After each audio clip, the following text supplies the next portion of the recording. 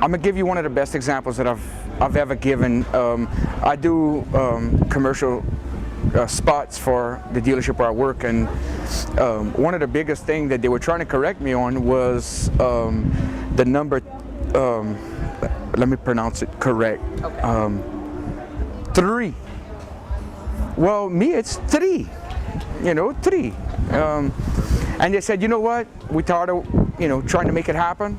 Say 3, and it stuck. Now that's what they want. 3. You know, the number 3. Just simple things as instead of what.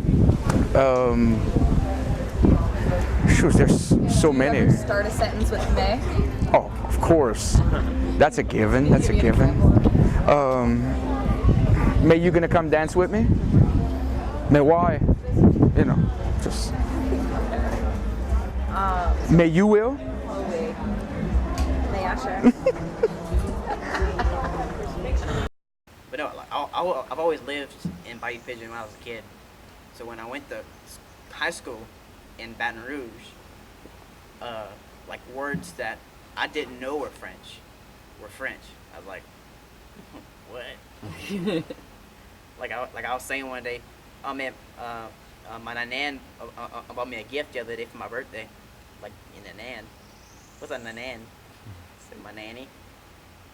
You had a nanny? Like, you don't have a nanny?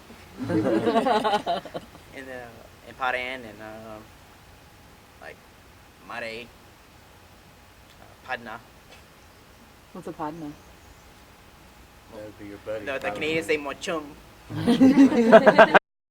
No, I always said, boy, I have an envy for some crawfish. I have an envy for something.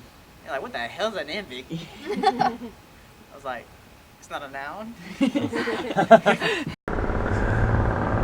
I guess that, you know, it's, you know, I consider myself a linguist. You know, I speak a couple different languages. I know a couple, or I'm at least familiar with a couple different dialects and different languages.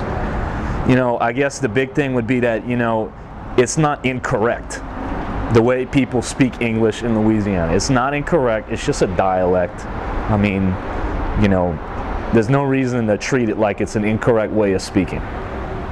Just, you know, okay, you know, maybe we need to learn standard American English, you know, as a means of communicating with everybody else. You know, maybe we have to learn how to, you know, write it and speak it in school, but it's part of our culture. And you know, the same thing with French. A lot of people down here, they have that mindset that their French is somehow wrong, and it's not. It's inferior to French.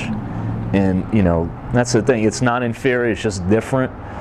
And you know, we need to be proud of it, and you know, be proud of who we are. And yeah. Since you bring up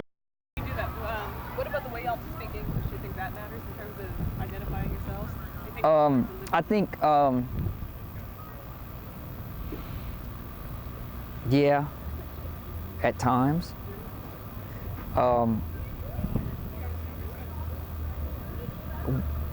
When Cajuns speak, there's certain, when they speak English, there's certain things you hear.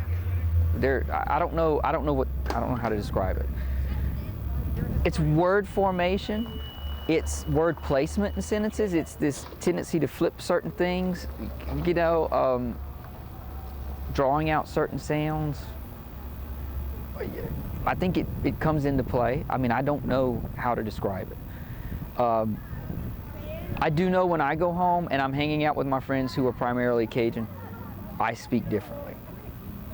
It just slowly happens, especially if you're drinking.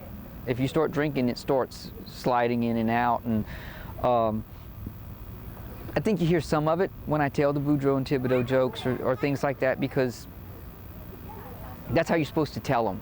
You know, that's how you tell that joke. The first Cajun saint, this was way back, you know, in the First World War. World War I, man. They draft Telesphore Boudreaux, you know.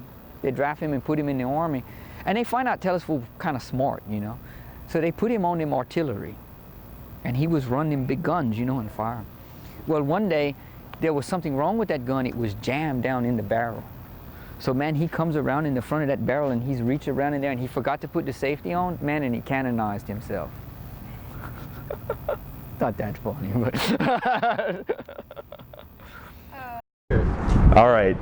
Now, I'm not too good of a joke teller, but I do have one that I know. Okay.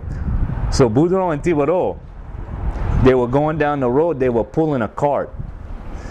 And the people they were seeing Boudreaux and Thibodeau, they were wondering, man, what Boudreaux and Thibodeau doing over there? And so, they see that going on a couple days. And then eventually, somebody go up and ask Boudreaux and Thibodeau, they pull in their cart, they say, hey, Boudreaux, Thibodeau, what y'all doing with that?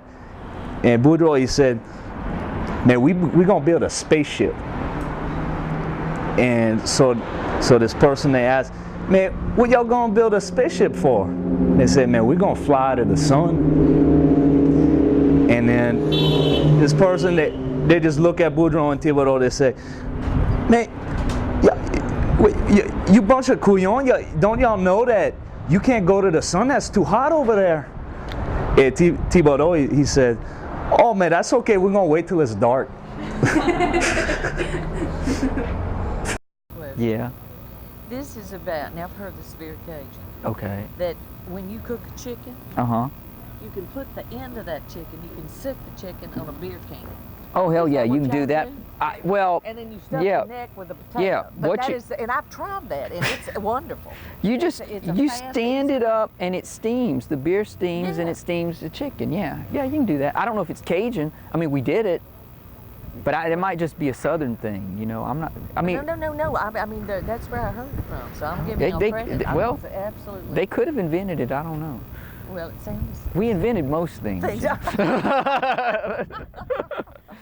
We're just egalitarian and we didn't take in the copyrights. A turducken.